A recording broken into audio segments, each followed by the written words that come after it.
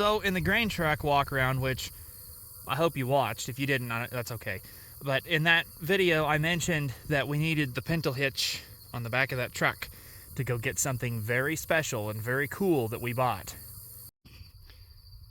So allow me to present to you the very cool and very special thing that we bought. A 13-yard elevating scraper. So what we have here is a soil mover 130E. I don't know that the serial number is 100X. That seems a little weird for serial number. This seems more like it would be a serial number. But that's what we have here. And yeah, as near as I can tell, this is a 13-yard elevating scraper. Information is kind of hard to come by on these. I actually had to contact the company that ended up with the soil mover line, which is, okay, so soil mover was bought out by Orthman, and Orthman is owned by, I believe, Unverfirth is the way you're supposed to pronounce that. I believe that's how it's spelled, but that's who owns Orthman. So I sent them an email this morning about getting manuals for this. Now, when they said, oh, if you want a manual for an older product, email us, I don't know that they meant this old.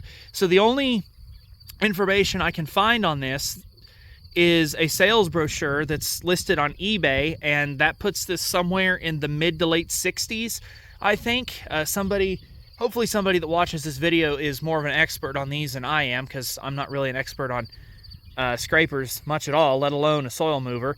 So if you could shed some light on this thing and about how old it is and stuff like that, I'd really appreciate it. You go ahead and leave a comment down below. And if it's a really good comment, I'll even pin it so that everybody else that watches this video can see it first thing when they go to the comments, because I'm just a nice guy like that.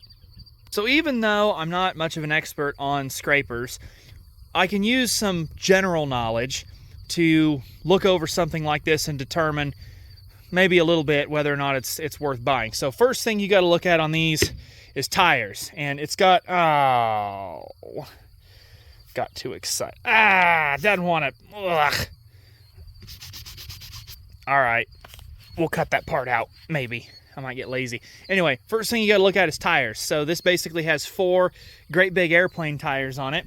Now, you're not supposed to go over 200 miles an hour with this, okay?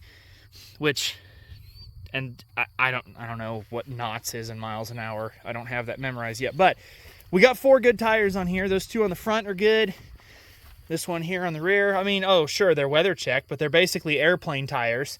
So there's probably 27,000 layers in them to come off before they finally lose enough rubber where they won't hold air. Like this, on an airplane tire, that's nothing. We're not worried about that. These look almost like the same tires that are on the yellow grain cart. So yeah, we got good tires, and incidentally, they have spare tires and I think wheels. I don't know if he meant wheel and tire combo or just like extra tires, but even if it's just extra tires, those were included in the purchase. We have to go back down there and get them. But that was the first thing that I looked at. You got to determine if the tires are good, because those are not going to be cheap to get. Second thing you got to look at is hydraulic lines. And so this one's not bad. We've got a couple up in here that are a little crusty, you know, and corresponding one over there. If we look at the ones in the back here, they're a little flaky and crusty. Well, probably more than a little. I don't know that I'd put a lot of pressure on that. But that's okay. We can put hoses on this. That's not too bad. You almost expect on something this old to put hoses on it. So, okay, we looked at that. Other things that I looked at and was paying attention to. It's got a push bar on the back, which is going to be handy if we need to push on this. We figured, Dad and I talked about it, and we figured that if for whatever reason the elevating part quits working and we can't get parts for it, we should be able to still use this as a pull type scraper, because there's a giant ram at the back that pushes all the dirt out of the front to unload it. We could still use this as just a straight pull scraper if we can't use it as an elevating scraper. That was the theory here.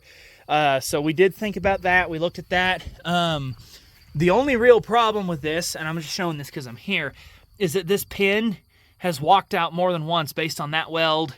I think this pin has started to walk out more than once based on that weld, and so on and so forth. We'll have to fix that a little bit. But the cylinders here, you know, honestly, for the types of cylinders they are, they don't leak real bad. It does leak, yeah, right here. That hose leaks, but we were going to replace that hose anyway. So yeah, cylinders were good. Hoses were a little rough, but good enough to raise it up and get it home. Oh, I just noticed that's been brazed on there. Huh, they did a hell of a job. That's pretty cool. Anyway, back to the point. We looked at all that. And we figured, okay, cylinders don't leak. We'll have to replace some hoses. Not a big deal. Everything is here. Tires are good. The paddles still have paint on them, that's amazing, isn't it? I mean, you got a little bit of missing paint here right where it touched the ground, but either this thing wasn't used much or somebody had just put new paddles and chains on this thing. So the chains are not even stiff, which is very impressive. They look like they have good engagement with the sprockets, which is awesome. I'll have to recreate that scene from Shake Hands with Danger. If you know the one I'm talking about. Well, that's good. I should have said that differently. I was going to be funny. Anyway. I can check that gear in a minute, so don't touch anything, okay?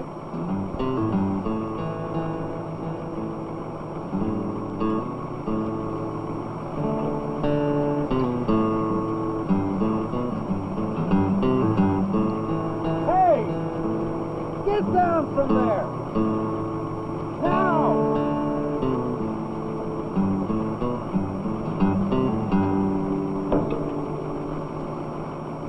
Hey! Turn it over! What if it bumped that control by accident? You'd be mincemeat by now. What have I told you? You don't work on equipment when the engine's running. Well, I told him not to touch anything. All right, I guess I wasn't thinking. You weren't thinking? You mean you'll work on engines and machinery and not think of your own personal safety? Here. Shake hands with Danger. Shake hands with Danger. Looked at stuff like that. They were greasing this. So you got a bunch of old grease there and on the corresponding one over there. And then you've got grease in this gearbox up here, right? They've been dealing with it. The gearbox is not heaved out or broken, like they let it get full of water and freeze. So that's always a plus. Again, sprockets and stuff look good for the type of sprocket and chain that is on here. That looks really nice. Roller chain. I don't know if the roller chain's any good. Oh, I think that just wraps around, doesn't it? Yeah, it does. Like a coupler chain. That's cool. But yeah, it doesn't look too bad. It doesn't look like they've had to do a heck of a lot of welding on it. Like they worked it too hard or anything. I mean, some spots you expect are a little welded up. Bearings and bearing flanges should be pretty standard because this is old enough that this is before they started doing manufacturer exclusive stupid size bearings. So we should be able to get those, I think, if we need them. The guy who used to run this, we were dealing with his son, and apparently the dad was getting an ill health, and so he didn't always get up here to grease some of this stuff because you can tell like that point there hasn't been hit in a while, and this one over here hasn't been hit in a while, and stuff like that, you know, those up there. But I think that's just because the guy was kind of in ill health, and back when he was still able to do a little bit, he just did what he could without straining himself too hard, which I understand, but still, he took pretty good care of it, I think. These are going to be the ones that see the most movement anyway, but I can get grease into fittings. That is not a problem. I have the equipment for it. Yeah, it just looking at all this stuff and the amount of paint that's still left on the wear surfaces, to me, is just really impressive. And we considered all this, we talked about it, and we said, you know what? For the price, we will take it. It's a good thing that this is in pretty good shape, at least as far as I can tell, it's in pretty good shape, because I am fully expecting to not be able to get parts for this. And we are the type of people, and this is the type of operation that says, you know what? We can do some workarounds to make something work, which is why I mentioned earlier, if for whatever reason the elevating mechanism quits, we should be able to use this as just like a drag type scraper. We should be able to figure out a way to set depth pretty easy, and we can drag it, and we can put the skid steer on the back and push to assist if we need to. And you might laugh like, oh, you push with the skid steer. That skid steer is 96 horsepower. You know, it's got enough horsepower as a mid-sized dozer. Well, a small dozer by today's standards. By our standards, 96 horse is a mid-sized dozer. But it would be enough to assist with a good tractor on the front. And we can do that if we need to. I don't want to. The elevating part would be really handy if we can keep it going. But if we just can't get parts for it, we can't do a workaround, well, you know, that's kind of how we looked at it. Now, another thing, as ridiculous as it might sound, we also figured, you know what, if we can't even do that, if we can't even use this as a drag type scraper, we could use this as basically a carry-all. We could use a skid steer and dig and fill this up with dirt and then haul it off and spread it out and dump it wherever we need to. If it came to it, we could do these things. And considering all of that, yeah, it seemed like a pretty good deal for us. And I say seemed like because we haven't actually used it yet. It's going to be a while before we go use it because it's PTO driven and we need to find something that will actually drive this. The 875 will pull it, but the 875 doesn't have PTO. So I think we made out pretty good with this. Of course, in time, whenever we go to run it, something may break immediately, and well, then we'll look kind of stupid. But right now, we look really, really smart, and we feel really, really smart. So now let's start answering some questions you have. First question probably is, why didn't you pull it home with the grain truck? Well, the reason we didn't pull it home with the grain truck is because we couldn't get it hooked up.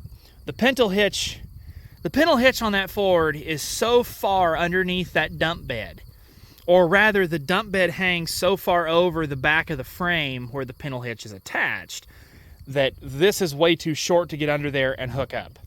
So that was a problem. Now the other problem was, when we found that out, we got down there and then we were like, oh, well, okay, we'll figure out a different way to pull it back, but while we're here, let's go ahead and hook the hydraulics up and raise it. And that's when we discovered the hydraulics on that truck, they won't raise an implement. They're not designed that way. I think they're designed strictly for a drill fill auger, and that is all the power they have, and that's just the way it's plumbed in, and that's okay. We didn't know that for a fact, but now we do. This scraper wasn't very far away. It was only like 35 miles away. So it wasn't horrible to come back and stuff, you know, kind of a wasted trip. But hey, now we know that, and I would much rather we find out the limitations of that truck 35 miles away with a scraper than 200 miles away with like a drill or something. Because we are ridiculous. We will go a very long way to buy things and bring them home if it's cost effective. Remember, that truck came from freaking Nebraska. That was a long trip. The second, more relevant question is probably, well, why'd you guys get a scraper? And the short answer, I could go on for an hour about why we need a scraper. And if I wasn't lazy, I could go around and show you why we need a scraper. But long story short, there are a lot of areas on this farm where things have silted in over the past several decades. And the ability to move dirt with this type of tool is the most efficient way to fix all of that. And there are so many places that have silted in so bad that this tool is justified. Now, when we finally get done earth moving and we get done with all of our scraping and stuff, we will probably never touch this thing again. But we'll have it if we need it.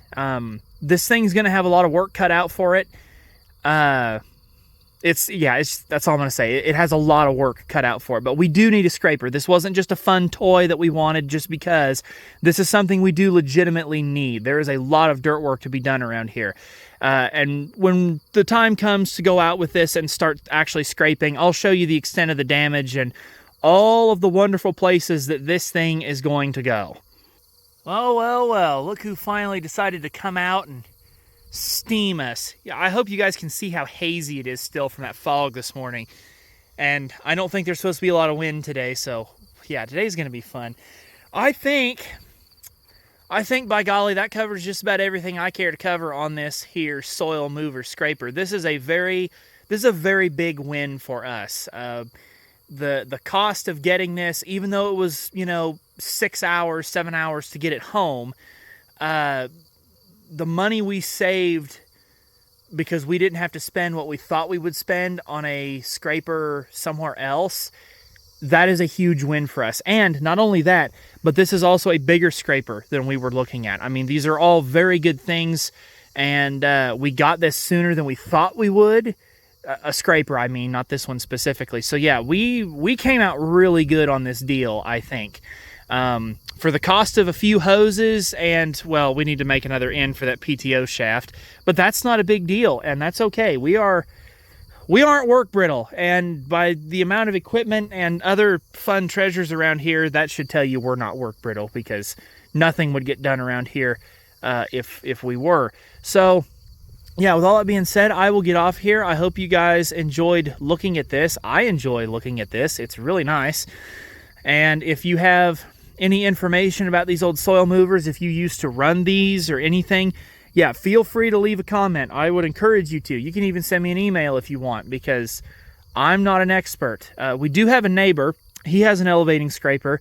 It's a Hancock. It's not a soil mover, but he's probably going to come over. He'll want to see this, and he'll probably give us some pointers and stuff and tell us, hey, you know, that's not supposed to be like that, or this is worn out, or here's what you can do to fix this, because he's run earth moving equipment more than we have. So we'll get his expertise, but I'm always interested in your expertise as well. So now that we're getting real blue sky, I'm going to go do some other stuff. Again, thank you for watching. I appreciate it.